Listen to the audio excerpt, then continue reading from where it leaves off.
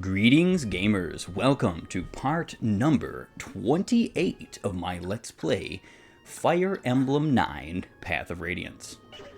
And in today's episode, I have much to do about this forest. I recently said I believe that this had only 3 parts, but this forest actually has 4. So this is part 2. You can actually see where all the parts are. Part 3, I believe, is right here. And then part 4 is going to be down in this area. It's pretty cool that you're capable of seeing all the parts like that. And I think that's pretty neat. Something not every single game does. I almost want to KO Mr. Killer Lance here with Mist. But she is not doing enough damage. Okay, so I said something hellacious last game, or last episode, last couple of episodes, that if you have an S rank in your weapons, I believed you had a 5% bonus to your crit, like the GBA games. This is not true. This is something I could have easily just checked by having Titania equip either a lance or an axe. So what that means is that Stefan here is getting a 15% crit bonus. After further research, all 3 of the Sniper, Berserker, and Swordsmaster classes are the only classes in this entire game that get any kind of crit bonus, and they get the exact same 15%. So, with that rectified, I think it is okay to move forward. I should be able to route the rest of this map this turn, actually. Which would be nice to move on to another chapter, especially because the next chapter is quite a bit easier than this one, in the sense that you don't actually have to KO all the enemies. You can literally just fly to the end space and capture it pretty much only in a couple of turns, especially if you're using smite strategies. Yeah, so she is actually KOing with that, which is not a surprise. I'm not going to use that here because even if she takes a crit, she's not going to die.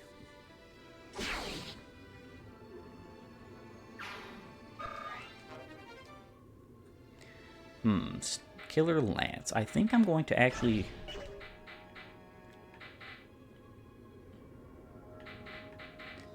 I'm going to throw out this Steel Lance so that I can have the Killer Lance in my convoy. Or not in my convoy, on my units. Oh, come on.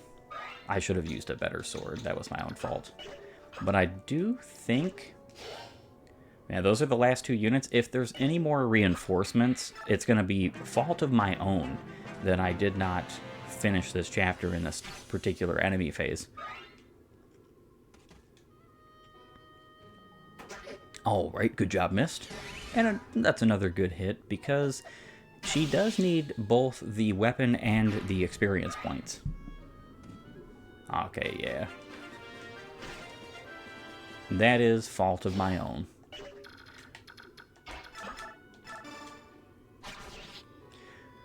But you halfway expect a Swordsmaster to crit. At least a little bit more than that. More than he's been doing, that's for sure. And she does not one-shot.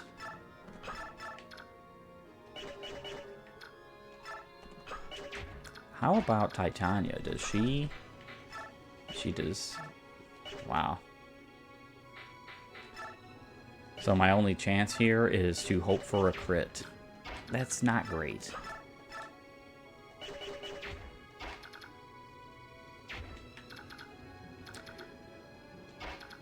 I guess it doesn't truly matter. I'm just going to have to hit him once and then allow him to hit me on the enemy phase, and that should be good.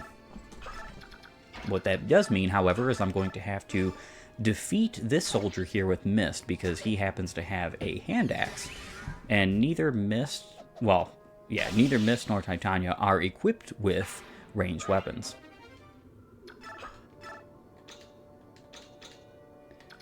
Okay. Perfect. Use a little bit of heal. Yeah, Tormod is probably very far away from even a D rank. My benchmark for him for stays is just to reach C rank, because having the ability to use Physic on your sages, or any of your healers for that matter, is fantastic. Okay. Would have been nice if she crit, because wasting an extra use, right? But that's weapon level up. Nice. I believe that's B. And this is a routed chapter. Or I should say routed part of a chapter. Curses, they just keep coming and coming. How many soldiers does he have? There's no telling. He is a bishop and a senator, but he holds peerage, and that means he could command many men. Commander, what do you think about calling in reinforcements? That's not a bad idea, and while we wait, we could take a breather and reorganize our strategy. Let's do it.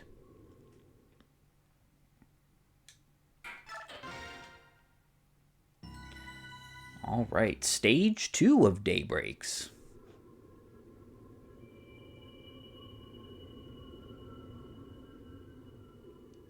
What was that sound?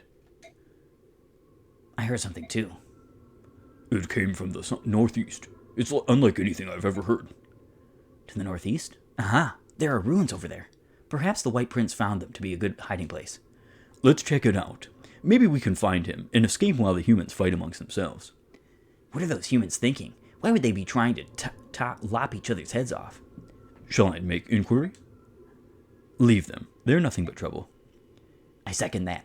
Now, if we want to avoid the human skirmish, we should head that away, through these trees. Let's go. Yes, sir.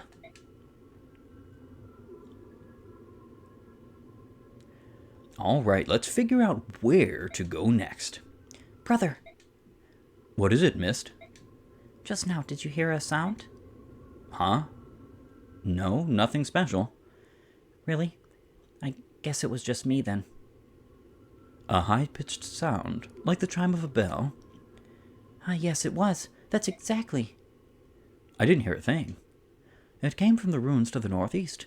It was a very slight sound indeed, one that required extraordinary ears to hear. Which means that your sister has hearing par on that with that of a legoose. Wow, did you hear that? Neat. Don't let it go to your head. A sound that Bjork can't hear. That's interesting. It is said that those of the Huron clan are all practitioners of said magic. Perhaps this sound is related to that. Seed magic? What's that? It involves arcane songs, known as Galger. The effects of Galger on the listener depend on the lyrics and melody.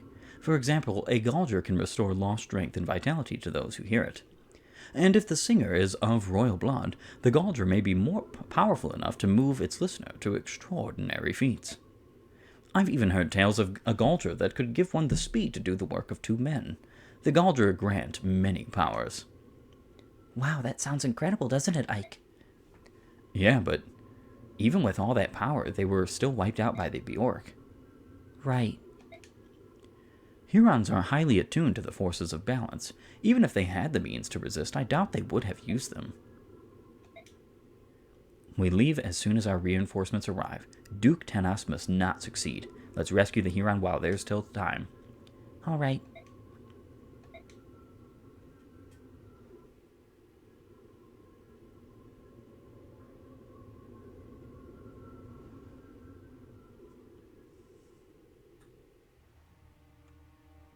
Cursed humans! How dare they defile this forest again?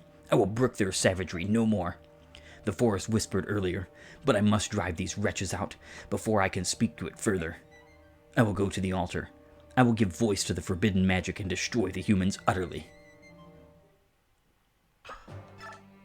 Thank you! Thank you for validating exactly what I said. Alright, so viewing map. If I'm not mistaken, there is a physic to be stolen. Yes, there is most definitely a physic to be stolen. with that in mind, I'm going to be doing just that. So he is up here. I need to get up to the right. You have to arrive. There is nobody on this point, and hilariously, there is a way to fly with a unit basically into these thickets and then reach the arrive without ever seeing combat in this stage. I actually really appreciate that. There's probably people out there who would think that that's kind of like, well, why would you want to do something like that? But I think it's cool. I definitely think it's cool. It's something that you have to keep in mind. This game was not made to... This game, Fire Emblem, is not made to be the most perfect, most balanced thing in the world. This is a single-player, turn-based tactical RPG that has a lot of interesting quirks. One of my favorite things about Thracia is the fact that you can play that game in a multitude of ways, and you can cheese that game in a multitude of ways. But you only learn how to do that after repeat playthroughs. That's the point. You're never going to cheese the game on your first playthrough blind. There is no chance. It doesn't matter how familiar you are with Fire Emblem. That being said, it is time to get moving. There they are, the Crimean mercenaries. Surround them. They must all die.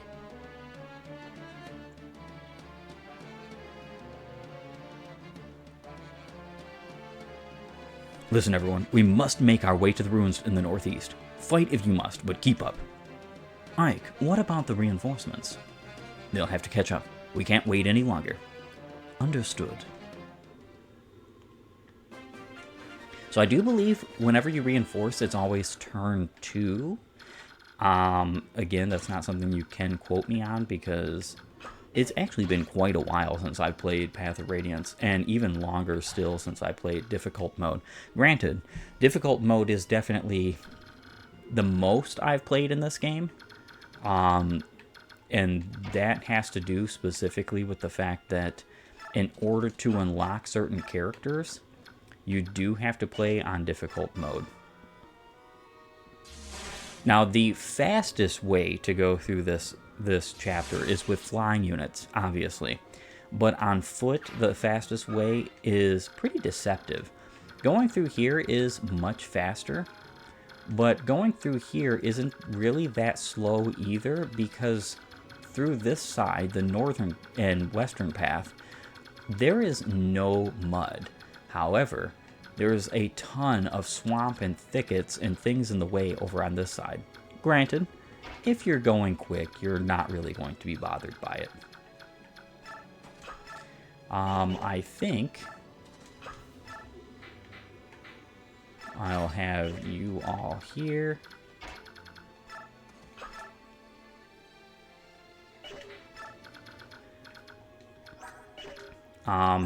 Mist is definitely going to be trading out that hand axe for a beautiful, wonderful iron blade when Mordecai enters the map.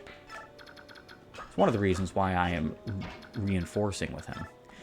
And obviously I have to reinforce with Volk if I want to steal that physic. As you're most definitely not doing it with Soth untrained. You're just not. Soth needs to be trained in order to be a good thief. In all honesty, his stealing utility isn't that good on difficult mode once you reach a certain point in the game, because most of the units will have pretty reasonable speeds compared to you. Alright, so I think what I'm going to do is I'm going to leave Tormod over here.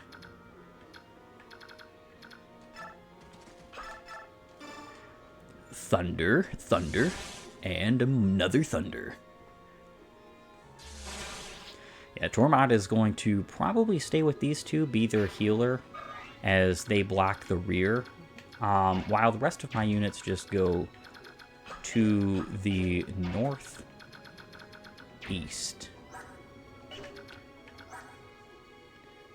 Marita's sword is very close to perishing.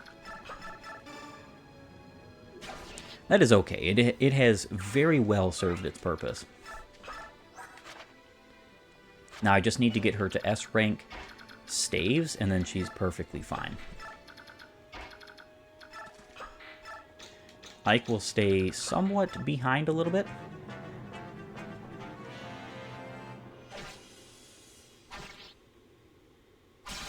Nice. Stefan actually doing some critical hits here.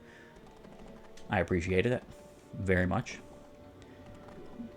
Would have been cool if Tormod was in the range of like one of those guys, but it's okay. The Bjork who hurt this forest will answer to me. If I'm called in for emergencies, I charge double the standard rate. I get overtime too.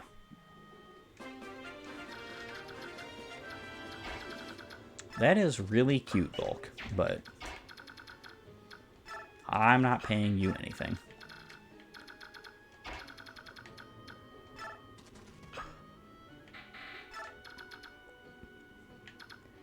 Okay. I don't know if I want...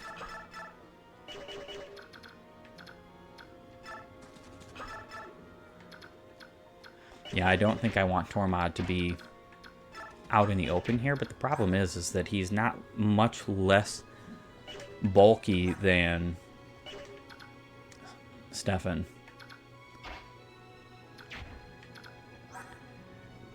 Devdan might actually be at the most danger here because, well, not really. I think that Stefan would be because he has weapon triangle disadvantage.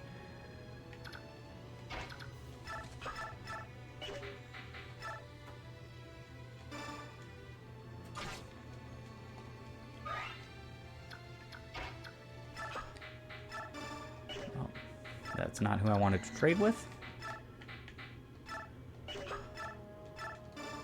And I think this will be fine, hopefully. It should be.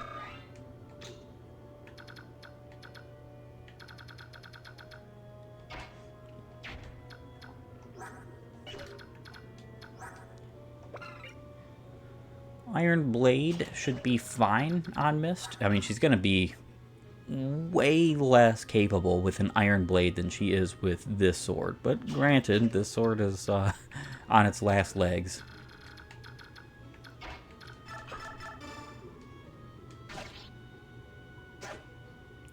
Alright, Mist. Take him out, and let's move forward.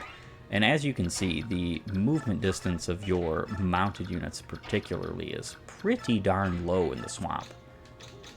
It's one of the many reasons why you kind of want to avoid being in the swamp as much as you possibly can.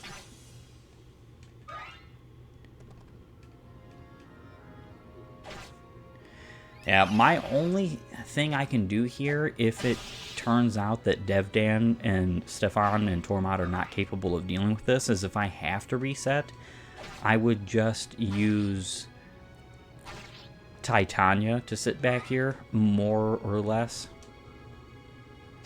I would much prefer her to be up front,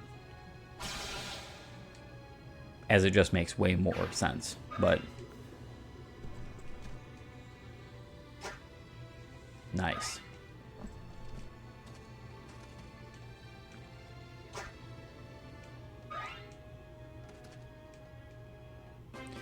All right, cool.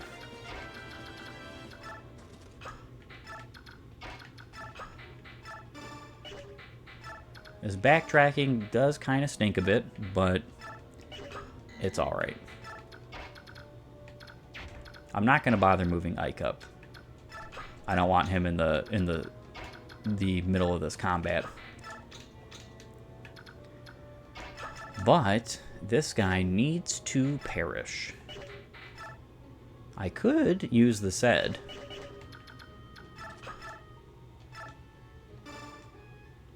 I think that's fine.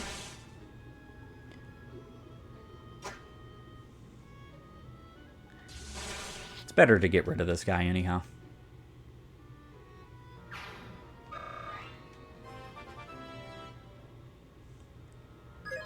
Level 5. All he got was luck. That's unfortunate, but I can't really complain about the stats of my my units, especially Tormod and Mist, whom I fed some pretty good levels with in the bonus experience points. But that's one of the fun things about the bonus experience points.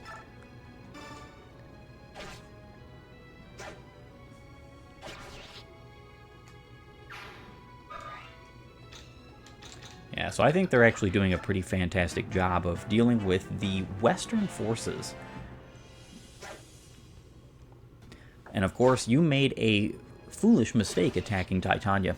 I kind of don't like the soldiers in this game. Comparatively to the GBA games, soldiers in this game, like actual soldiers, lance-wielding, unpromoted halberdiers, have very low HP in comparison to those games, and then also don't have very much of anything else anyway.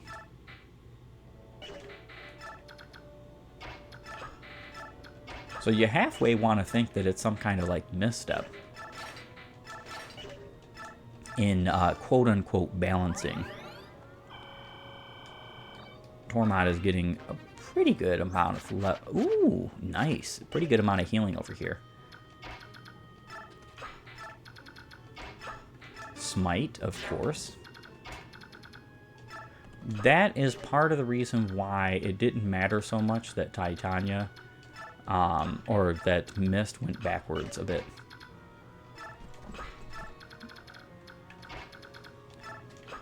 And of course, I'm going to have to smite Volk as well.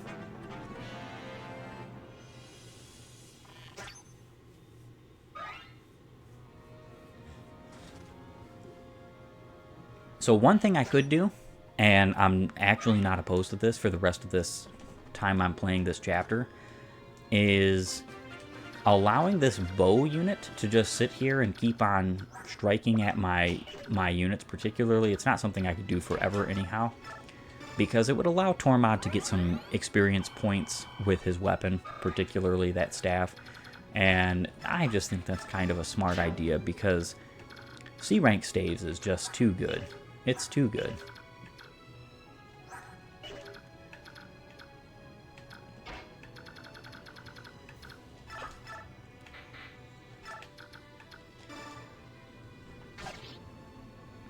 I'm going to save the last two uses of the Merida sword because might actually need it. Definitely don't need a poleaxe. No, thank you. One of the worst weapons in this game. It's not all that great. I do love the way that the poleaxe weapons were changed.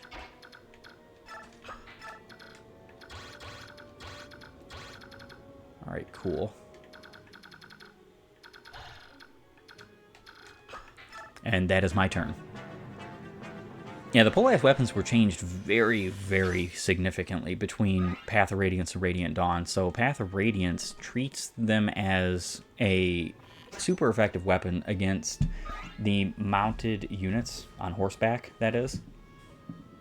Which is pretty cool if it was triple effective, because there are games where that's just the fact. Where those weapons are triple effective. Alright. Mist and Titania are going to go up here and clean out the rabble.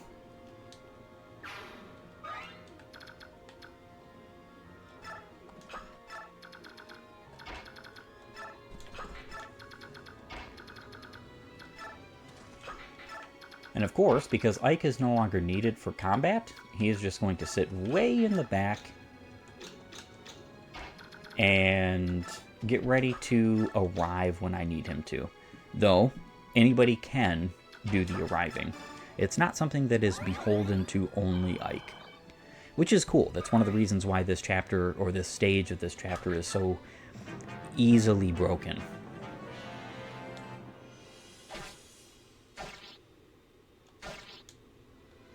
Ike doing such little damage, that's kind of funny.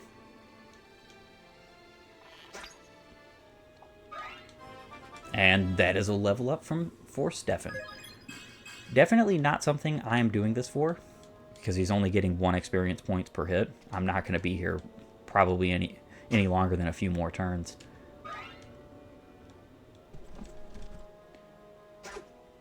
Nice.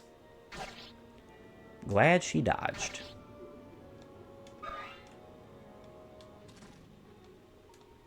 Perfect.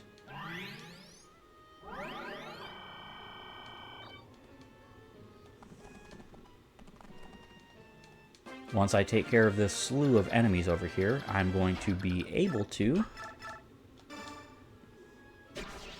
get that physics staff.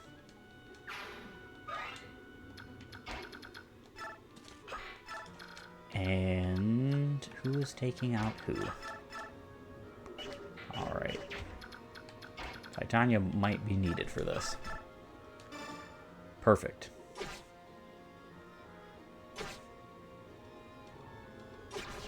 And he actually hit Titania. That's kind of crazy. Not all that bad, though, because that's just another healing target for Mist.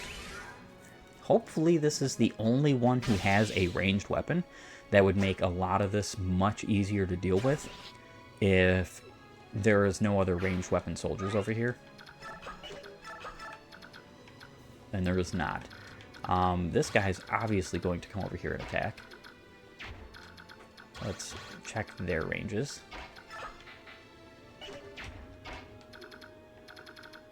I kind of would like him to be up more so I could smite him. Oh, well. You have to be mindful of the enemies. Mist is a fantastic unit once trained. Fantastic. The ability to use swords and staves mounted is always a great boon.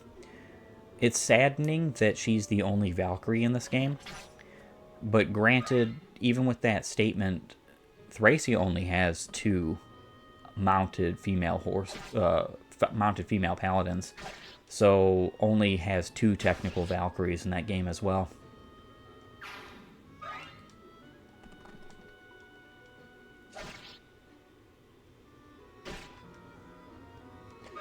Okay. Progress is being made. I think this is going to be my final turn of this chapter. It most definitely is. And I'm going to heal up you with a mend.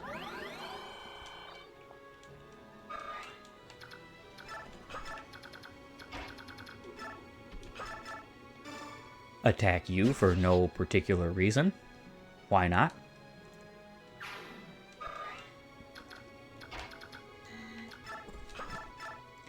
And then attack you. I believe I'm going to be reinforcing with Leith and Mordecai, or Moram, next chapter, or next part. So that's always a good thing to keep in mind. Do I want to strike with Thunder? Or do I want to heal? I actually think I'm going to strike with Thunder. Because I don't think he is in a super hurry. I kind of was feeling that he was going to be a couple of more chapters away from having a D rank in staves, but that's just not the case. Arrive and clear map. Whew! We finally made it. Let's split up and search the surrounding area. Commander, do you think we should call more reinforcements? The Duke's army seems nearly limitless, and I'm worried about our weapons situation. Let's do it.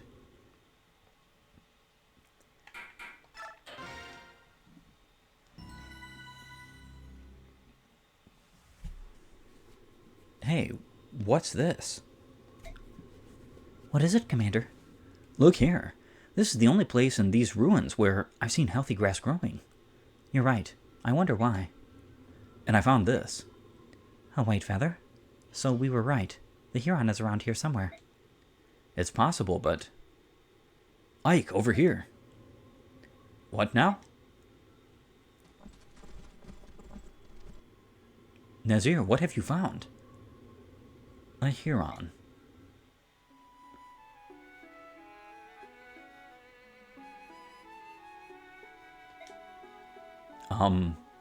That's a girl. Nazar, you said that the male Huron we met was the only surviving member of the race.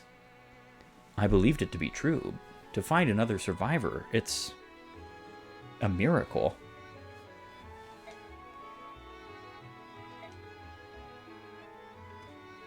Hey, wait, please. I must speak.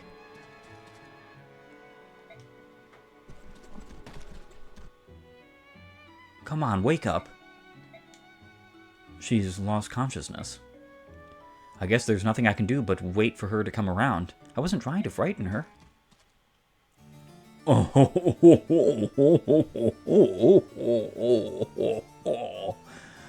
It is time to end the episode, and I think that's just what I wanted to say there. Isn't that right, Oliver? I want to thank you for joining me. If you like my content, please upvote and follow, or like and subscribe depending on your platform of choice. And while you're at it, have a great and glorious day gaming.